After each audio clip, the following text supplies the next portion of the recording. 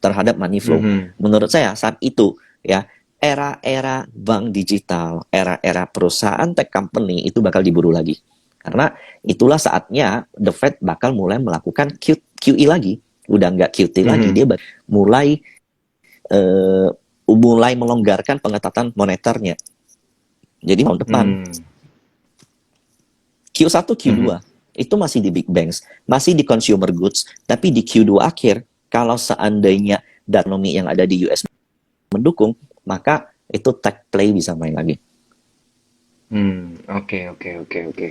Nah, berarti mostly stock picknya Bro Mike ini bakal overweight ke banking ya di tahun depan ya, karena dari Halloween strategi Bro Bernard juga itu banyak banget kita ngomong tentang BRI dan BCA gitu. Berarti ini sama nih stock picknya nih di tahun depan ya, karena ada reopening ekonomi ya, berarti yang jadi story ya. Hmm. Oke. Nah, Cuman sehingga kalau kita bicara tahun silakan lalu tuh, silakan. kalau bicara tahun lalu tuh ada yang aku kemis. Aku nggak nyangka banget kalau call Oke. tuh bisa berjaya sampai kayak begini. Nah itu Iya, nggak ke notice banget. kayaknya Dan I emang think ya, nggak ada yang bisa nyangka nggak ada itu yang deh. itu juga, nggak ada yang kayak Iya, iya. bener-bener bisa ngeprediksi kalau Putin dan Zelensky itu bakal berperang gitu dan membuat harga Mm, call mm, kayak mm, begini, dan itu out of my expectation itu. mm, mm, mm, mm. Dan ternyata efeknya adalah di ini ya, komoditas yang naiknya sangat Hmm. signifikan begitu. Nah, oke. Yes. Berarti Bro Mike, untuk tahun depan reopening ekonomi dan Hmm. menanti tahun politik 2024, sektor konstruksi itu bisa berjaya nggak untuk apa ya namanya ya, untuk tahun depan gitu? Karena kan dana pen nanti mau dibalikin ke konstruksi gitu. Bisa nggak sih sentimen ini kemudian mendorong lagi emiten konstruksi? Karena kan cuan troopers juga pasti banyak yang nyangkut juga nih kayaknya nih, yang bertanya-tanya juga konstruksi gimana nih, apa kabar nih? Pemerintah anggaran APBN di tahun Mm-mm. depan adalah 7% lebih besar untuk ke konstruksi. 7%. Hmm. Itu satu. Cuman permasalahannya adalah di era suku bunga yang semakin tinggi ini, kita tahu perusahaan Mhm. konstruksi itu debt-nya gila-gilaan. Bank-bank gede kita itu bahkan, sorry to Nah, say, itu dia. banyak bank yang menolak pinjaman dari perusahaan-perusahaan konstruksi karena Mm-mm. return rate untuk investasi di konstruksi itu terlalu besar gitu. Dulu SWF kita gagal, Hmm. fail, sampai sekarang nggak ada kabar. Dan perusahaan-perusahaan Mm-mm. BUMN kita, konstruksi kayak Waskita, Adi itu mau melakukan nilainya cukup besar. Ada Mhm. nggak yang mau beli gitu? Mhm. Nah, itu yang menjadi perhatian saya. Ini sekali lagi, Bro Daniel. Kalau menurut saya, Iya. seandainya interest rate itu udah naik nggak gila-gilaan, inflasi mulai terkendali, konstruksi ini bisa jadi salah satu yang boleh kita lirik. Tapi untuk saat ini, boleh nggak buy at bottom? No. Saya masih nggak tahu bottomnya. Tapi kalau Hmm. makronya udah mendukung, nah itu bisa menjadi salah satu pilihan gitu. Nah, salah satu pilihan dari ini adalah di mana interest rate harus turun. Karena kalau interest rate naik, suku bunga naik, jelas ini menjadi salah satu mimpi buruk untuk sektor ini. Gitu. Mhm. Jadi untuk saat ini, boleh nggak buy at bottom? No, belum. Tapi kalau seandainya interest rate udah mulai mereda, kemudian ada angin-angin positif dari Mhm. pembangunan IKN dan segala macamnya, dan itu baru boleh Iya. kita lirik. Tapi untuk saat ini, I said no. Oke. Untuk sekarang jangan dulu ya, kayaknya memang lebih menarik ke emiten-emiten blue chip nih berarti ya anginnya ya, Bro Mike. Ya. Salah satunya adalah bank-bank besar ya, bank-bank blue chip yang tadi udah sempat kita bahas. Nah, ini ada pertanyaan menarik nih dari cuan troopers kita yang udah tanya di kolom question and answer terkait dengan window dressing nih, Bro Mike, di akhir Ah, tahun di era suku bunga tinggi. Nah, ini dia pertanyaannya. Dari Vini Aryani, window dressing akhir tahun menurut Ko MY gimana nih katanya? Akan terjadi nggak nih window dressing? Gini. Pertama, menurut saya window dressing itu nggak ada hubungan dengan suku bunga ya. Nanti Mm-mm. MSCI itu akan melakukan rebalancing di tanggal 10 November, efektifnya tuh di 1 Desember. Mhm. Jadi Nanti kalian boleh cek website MSCI. Di 10 November itu bakal announce kalau dia akan melakukan weighting ulang, rebalancing istilahnya. Nah, rebalancing Mhm. ini bakal efektif di 1 Desember. Jadi nanti, in my opinion, MSCI mau naikin weighting dari China, impossible.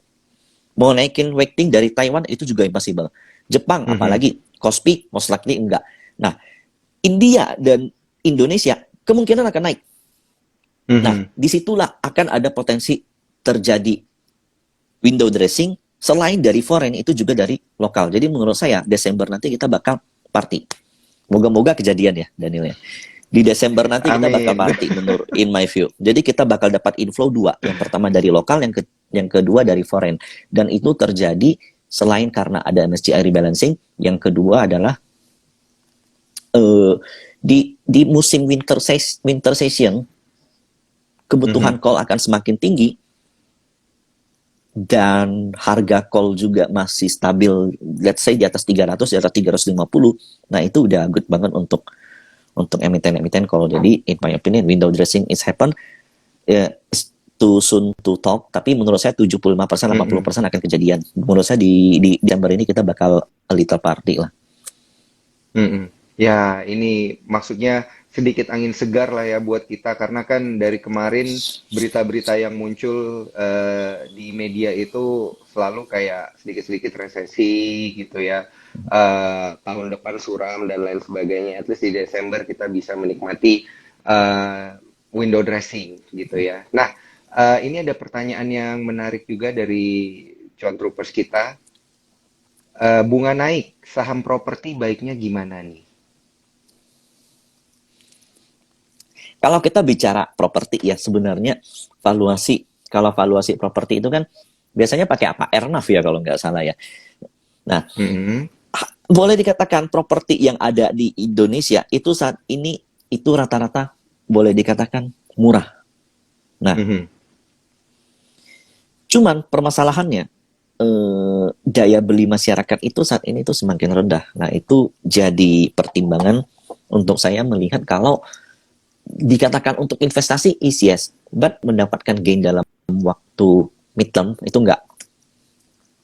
Kalau Mhm. dikatakan bottoming, menurut saya yes, area-area sekarang itu udah cukup bottoming untuk properti. Tapi Oke, untuk oke, apakah oke. dia akan jalan, apakah dia akan mendapatkan inflow, I think enggak dalam waktu dekat gitu. Oke, oke, oke, oke.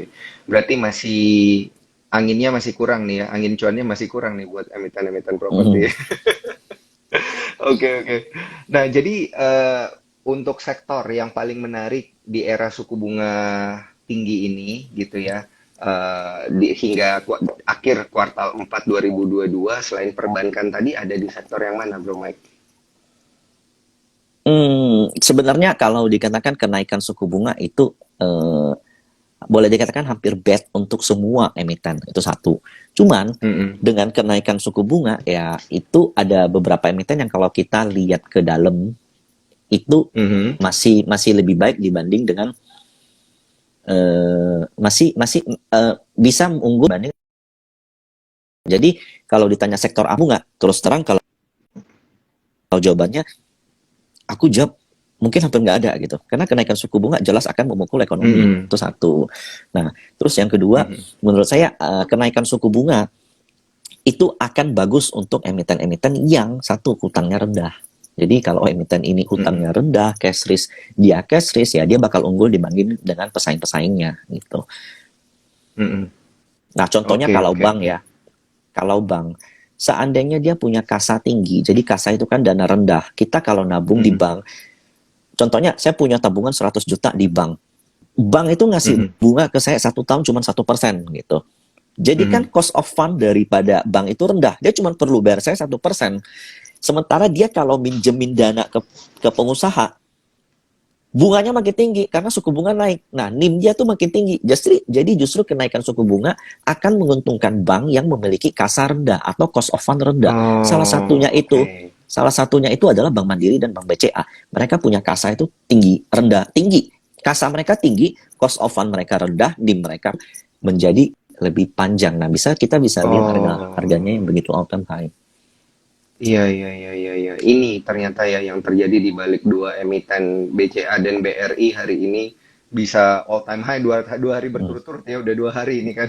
BCA dan Mandiri. Iya, BCA dan Mandiri. Oke, Hmm. jadi apa kabar jadinya dengan emiten-emiten energi, Bro Mike? Karena dari kemarin kan kayaknya udah naik tinggi gitu Hmm. ya. Hmm. Ini Hmm. masih bisa nggak sih melanjutkan rally atau memang level-level ini itu adalah ya level-level yang dikatakan udah cukup tinggi gitu. Jadi orang berusaha mencari way out-nya gitu. Saya pengen exit dan lain sebagainya. Sampai akhir tahun is yes, still okay menurut saya energi kita. Karena Oh, no other choice oke. gitu. Mm-mm. Selain itu, volatilitas harga komoditas saat ini masih memungkinkan untuk foreign entry di saham komoditi. Gitu. Mhm. Jadi, belum lagi dengan kenaikan dolar saat ini tentunya akan menguntungkan perusahaan-perusahaan coal yang basisnya ekspor, pendapatannya rata-rata ekspor Mhm. karena mereka pendapatan mereka dalam dolar itu satu. Yang kedua, Mhm. adanya winter session, musim dingin yang ada nanti di Desember, itu permintaan coal akan semakin tinggi. Jadi menurut saya energi you can hold until the end of the year. Cuman tahun-tahun depan, Oke. 2-3 tahun lagi, call-nya udah harus mulai-mulai di shifting. Shiftingnya ke salah satunya nikel. Nikel, Mhm. call Sukor itu kan suka banget sama nikel. Iya, Sampai ada banget. sampai ada buku khusus untuk Ada nikel itu. bukunya. Iya, Hmm. betul. Nikel itu nikel itu nanti ke depan itu bakal jadi another call kalau menurut saya karena Mhm. begitu transisi dari energi fosil ke energi terbarukan terjadi maka emiten komoditas-komoditas seperti nikel, timah, nah itu bakal menjadi primadona tapi not so soon, enggak saat ini, mungkin I can say maybe 2 atau Mhm. 3 tahun ke depan. Jadi kalau kalian mau invest, kok sama apa yang untuk simpan 2-3 tahun ke depan, I can set all the nickel stocks. Iya, iya, iya, iya, iya, iya. Nickel stocks ya, berarti untuk Hmm. sisa 5 menit terakhir Yes. dan karena tersisa Ya. 5 menit terakhir ini nggak berasa ngobrol sama Bro Mike, saya langsung to the point aja nanyanya stock picknya Bro Mike nih untuk sisa 2022 itu ada di mana nih? Tiga aja mungkin atau dua juga nggak apa-apa nih. Okay. Maybe I said satu MDC, Heeh. Medco ya B- berarti ya. Medco ES, BDMN, Nah, Bank Danamon, heeh. ya Bank Danamon. Dan Hmm, sebentar ya, iya nyontek iya. dulu sebentar. Itu tuh ada yang bilang bumi. Nah oke deh, Bumi, Oke. betul. Bumi. Oh iya, Yes, berarti Medco, BDMN dan Bumi, tiga ini, yes. Bro Mike. Janganlah, mending Mayoral aja lah, MYOR aja deh. Mayora. Oke oke oke. terlalu terlalu sensitif kalau Bumi. Oh iya iya, but, oke. but but I like Boleh it mungkin. Bumi. Heeh. Aku masih suka Bumi. Iya iya iya iya iya. Nah, ini fundamental view-nya gimana? Atau mungkin ada story kan gimana pun kita semua seneng lah ya kalau ngelihat emiten itu ada story-nya, kemudian dia Hmm. naik gitu ya. Nah, kalau dari Medco Hmm. dan juga BDMN dan juga Mayora itu ada apa sebenarnya? Nah, kalau BDMN sendiri, BDMN, nah itu berkaitan dengan apa yang dilakukan oleh emiten. Jadi kita tahu kalau pemilik dari BDMN itu kan salah satunya MUFG, Mitsubishi apa Mhm, gitu. Nah, dan mhm, ada potensi kalau seandainya ada corporate action yang akan dilakukan oleh MUFG ke depan. Nah, kita lihat grup-grup mhm. Panin contohnya udah dibeli semuanya dan itu ada berkaitan dengan BDMN satu. Nah, kalau Oke. MDC kenapa saya suka? Karena akuisisi dia di ConocoPhillips itu membuat Q3 laporannya itu bakal very very good, apalagi nanti di Q4. Nah, jadi MDC salah satu game changer untuk energi. Nah, kalau dibanding yang udah kemana-mana, Medco itu belum kemana-mana. Jadi di view saya, Medco is still good. Hmm, Kemudian Mayora, kenapa? hmm. Karena menurut saya itu healthy company, Mayora satu. Kemudian Oke. ini ke depan ada potensi kalau harga komoditi itu turun dan perusahaan-perusahaan consumer goods cost paling gedenya itu dari impor harga komoditi. Nah, jadi menurut Hmm, saya Mayora ini juga sebagai salah satu saham defensif yang kalau boleh dilihat nih, fund fact sheet rata-rata fund mhm. gede itu rata-rata punya Mayora.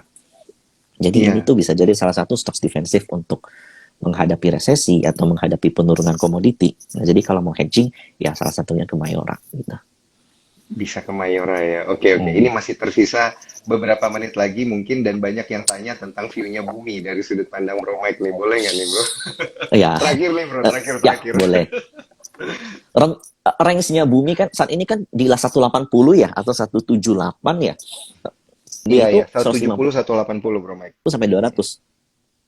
Oh, Jadi bumi itu oke. 150 sampai 200.